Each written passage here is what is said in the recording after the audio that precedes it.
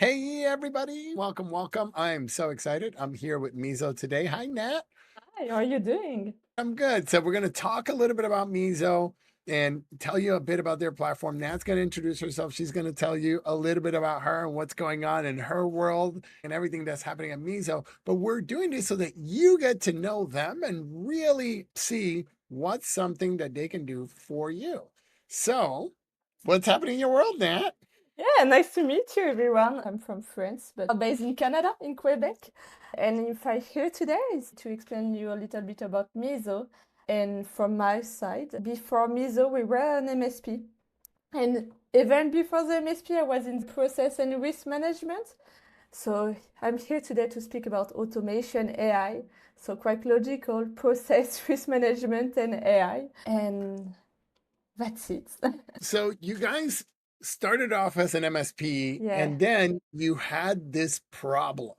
And Yeah. what was the problem that you had to fix? Yeah, I would say we've got three major problems. So at that time, our MSP, everything was going well. New customer, we were quite happy, new revenue, but we had a major issue is that we are not able to have this consistency in service because we couldn't find any good talents, and people were leaving because senior tech good had good offer with enterprise company. So it was complicated for us to keep up with our team Yeah. and to grow. At first, we were like, let's go to look at automation tool within the market, but everything was too expensive, too long to implement, or asking a lot of work for our team, and we don't have time for that at that time. So we need to find a solution. So we just look at our process with our service desk team, and what we saw is that we've got a senior tech just doing dispatch and triage every day.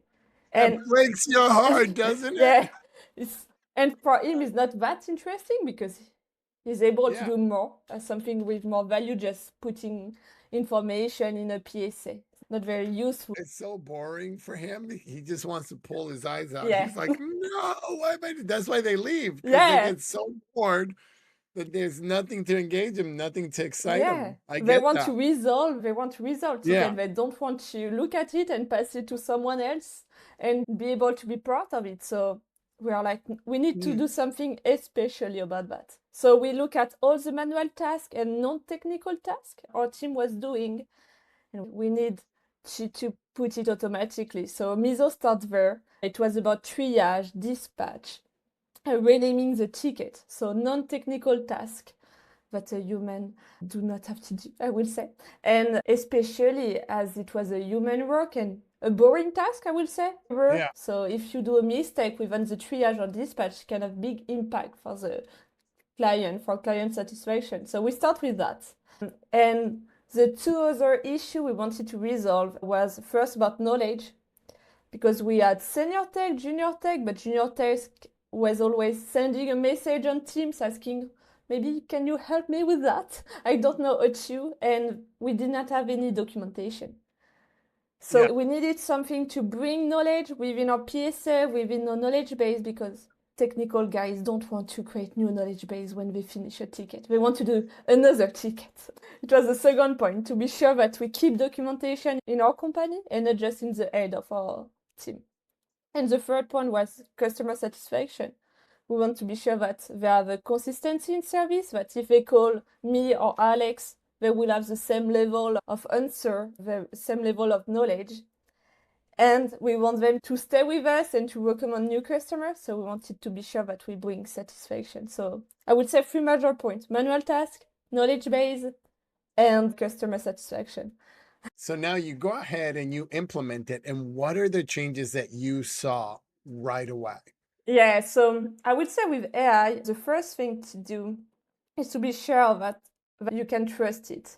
So at first, we start in a recommendation mode for the team to gain confidence with AI. We Yeah. decide to put it in automatic is where we see the difference. So we delete all the manual tasks of our dispatchers. It was like having a new team within our team without adding headcount. So that was a big change for us.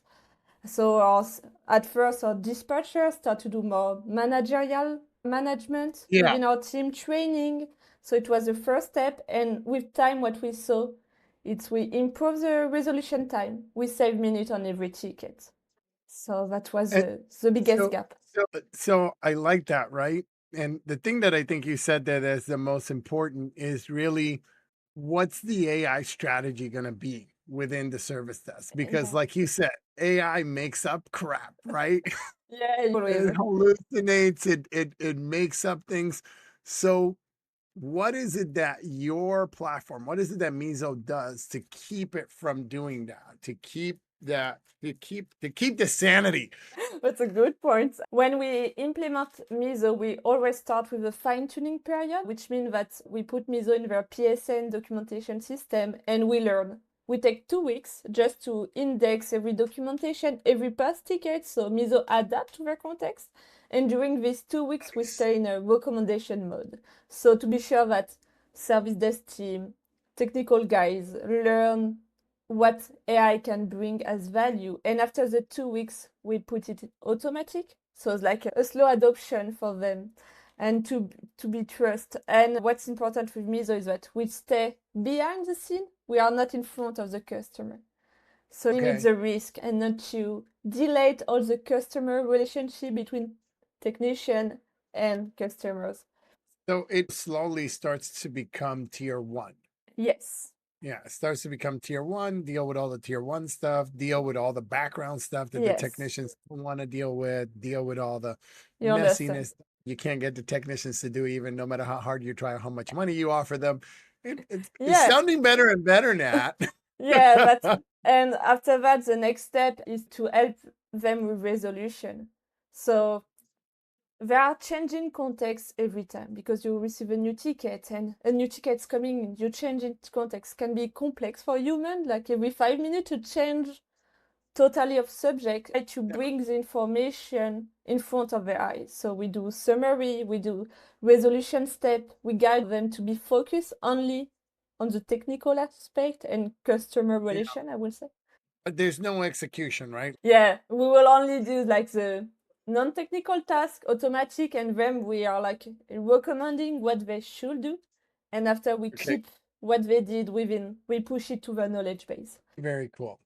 What do you want people to get out of training day? They're going to come see you in training day. What do you want them to get out of that? I will say MSP need to understand what they can do with AI.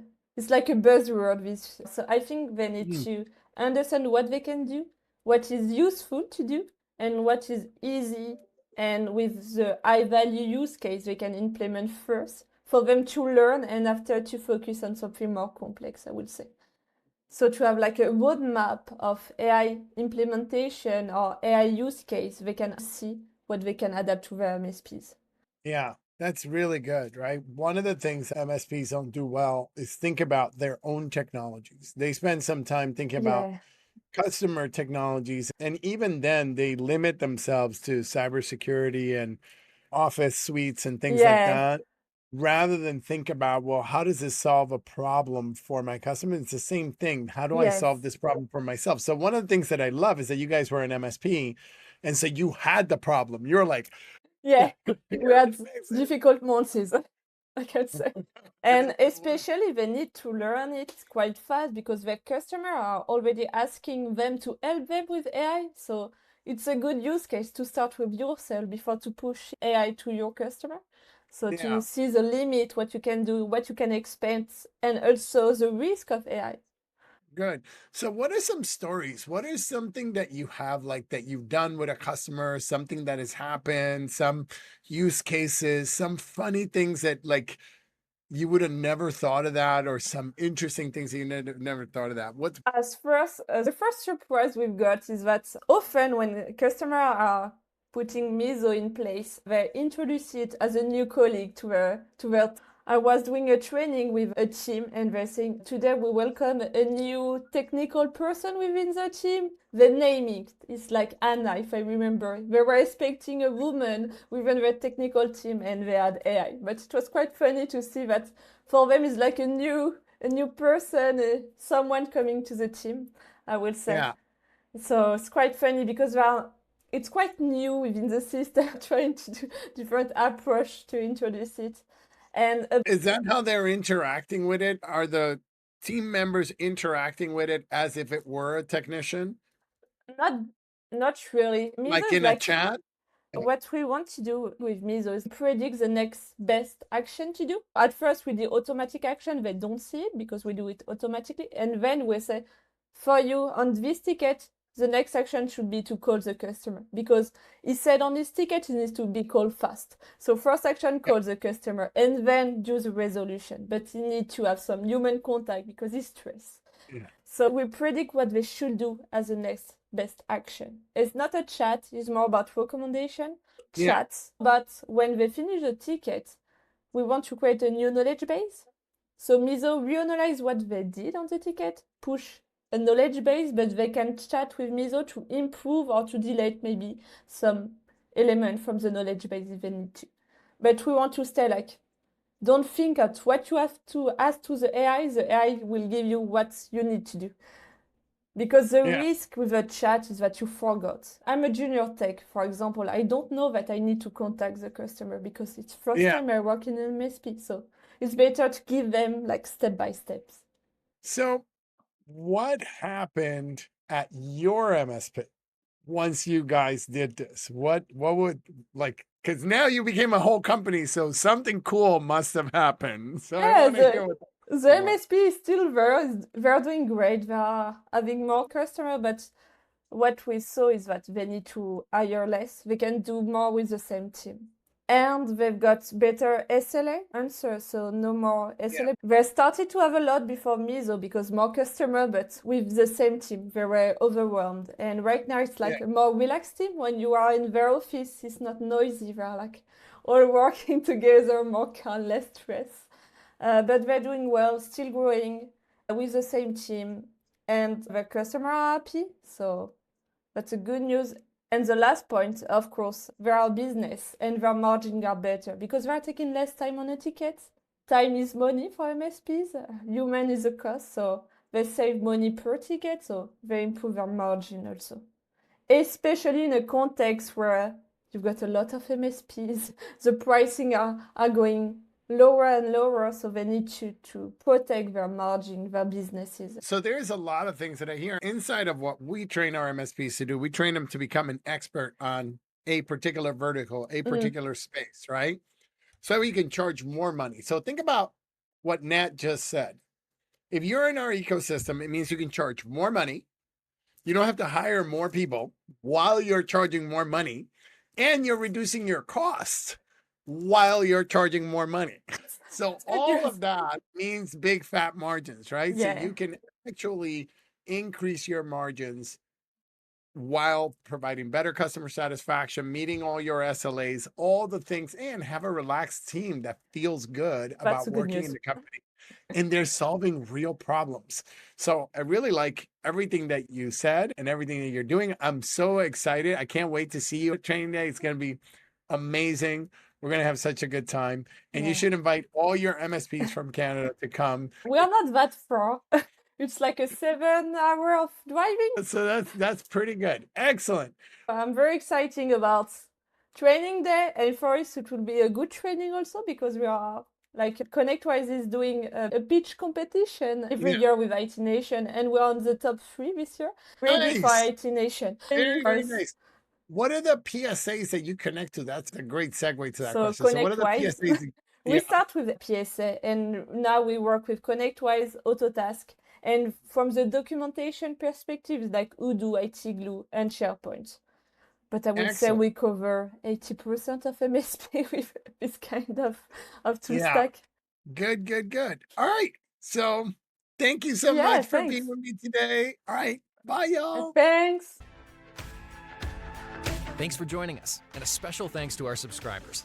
Consider becoming one right now and tap into our insights and instincts to help drive your business vision and success. Remember, you didn't start your business to feel frustration. You started it for freedom.